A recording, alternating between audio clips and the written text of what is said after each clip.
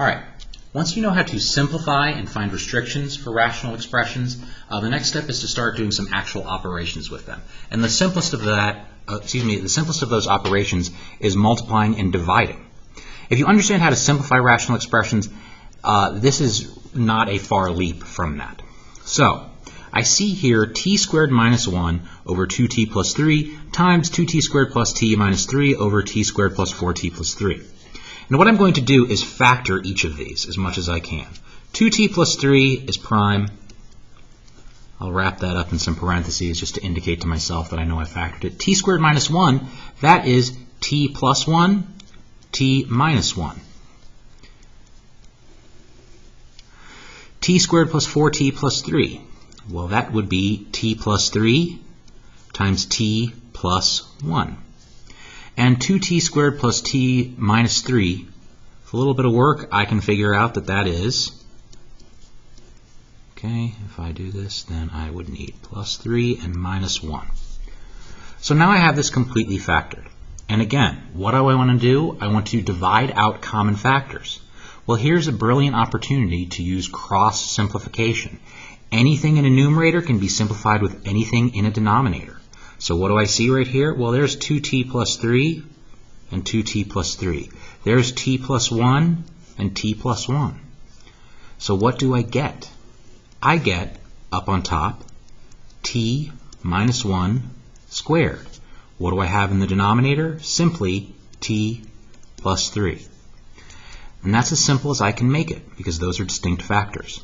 Now again, I'm going to make a note of my restricted values. T cannot equal what? Well, anything that was in a denominator, I need to restrict. T could not equal negative 3 halves. Move this over just a bit. T could not equal negative 3 halves. T could not equal negative 3 or negative 1. So I have 3 restricted values for T. And so long as I avoid those 3 values, this product is equal to simply this expression right here. Let's do another couple examples. Here, I have x squared minus 9 times x squared minus 9x plus 20 over 2x squared minus 4x minus 30.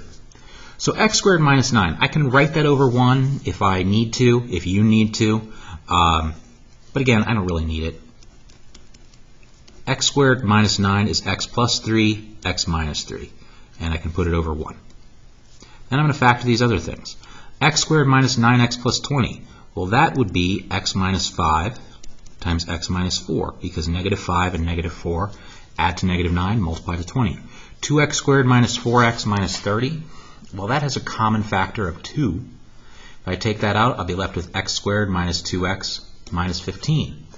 What multiplies to negative 15 and has a sum of negative 2? The answer, of course, is negative 5 and positive 3. And I don't want to forget that that 2 was also part of that factorization. Now again, I want to divide out my common factors. I can divide out these x plus 3's. I can divide out these x minus 5's. And what am I left with? I'm left with x minus 3 times x minus 4 over simply 2. Or I could just write a 1/2 out front if I chose to. So, through this process, I've eliminated any interesting denominators other than, 2 is important, but it doesn't have a polynomial in it. But I still have those restricted values. X cannot equal what? Well, looking back at all the denominators I had, 1 does not equal 0, 2 does not equal 0. But if x minus 5 and x plus 3 are not allowed to equal 0, that means that x cannot take the values of 5 or negative 3. Those are my restrictions. If I avoid 5 and negative 3, this product and this answer are always equivalent. All right, what about division? Well, if you recall how to divide fractions, then this will be the same process. To divide fractions, what I do is I multiply by the reciprocal of the divisor. So what I have here is y minus 5 over y squared plus 3y minus 40 times 3y plus 24 over 9y plus 27.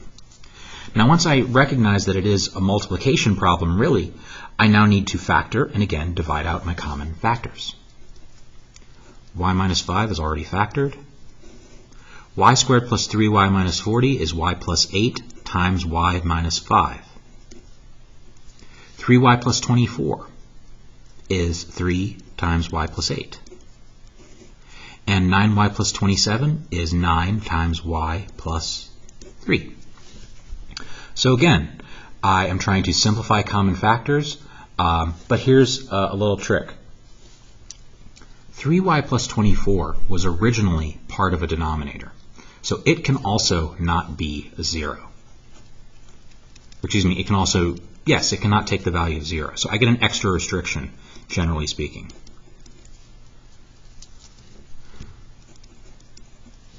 All right, so when I look at this, this was originally a denominator. I'm going to make a note to myself right there. And then I'm going to start simplifying. Well, y minus 5 and y minus 5 and y plus 8 and y plus 8. And then I see 3 and 9. What am I left with? Well, I am left with 1 over 3 times y plus 3. And I could multiply that out, but generally speaking, we prefer to leave our denominators factored. What restrictions do I have on y? Well, if I look at my denominators, y cannot equal negative 8, y cannot equal 5. Y cannot equal negative 3. And I have to remember that 3y plus 24 was originally a denominator. So I'm looking right here at 3y plus 24, which was 3 times y plus 8. Again, 3 cannot equal 0. And y plus 8 cannot equal 0, which means y cannot equal negative 8. But that was already in a different denominator, so I already have that restriction. So this quotient is equal to 1 over 3 times y plus 3, so long as y does not take any of those values. All right, let's do one more example. 9 minus p squared over p squared minus 8p minus 33 divided by 12p squared minus 33p minus 9. So again, make a note. These two, this is originally a denominator. When I do the reciprocal, when I take the reciprocal of this, I will make 12p squared minus 33p minus 9 a denominator. So anything that makes either of those zeros is going to give me a restriction. Now to save myself some time, I'm going to sort of factor as I go rather than rewriting the whole thing with a reciprocal. 9 minus p squared is negative p squared plus 9, which of course I can take a negative out, and then I would have negative p squared minus 9. So that's negative p minus 3, p plus 3. P squared minus 8p minus 33. What multiplies to 33 and adds to negative 8? Well, the answer is, of course, negative 11, positive 3.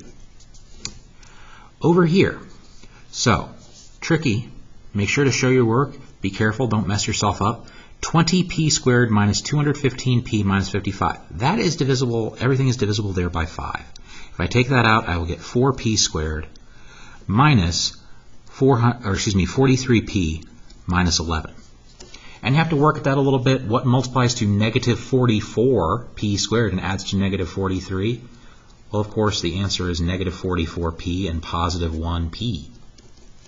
And if you group this, you'll have 4p times p minus 11 plus 1 times p minus 11, which is 5 times 4p plus 1, p minus 11.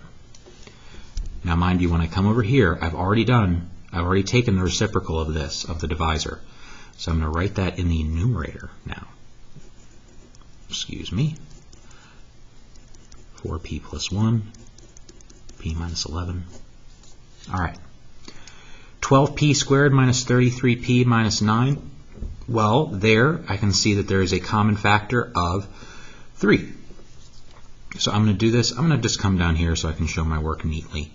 That is 3 times 4p squared minus 11p minus 3. And I ask myself, what multiplies to negative 12p squared while adding to negative 11? And the answer is negative 12p plus p. And then you group this, and without too much trouble, you get 4p plus 1 times p minus 3. All right. So when I'm finding my restrictions, I have to remember, of course, that this is a denominator, but this here was also originally a denominator. What does this equal? Well, if I try and divide out some common factors, p plus 3, 4p plus 1, and p minus 3, and even p minus 11, nearly everything divides out, except for what? Negative, 5, and a 3.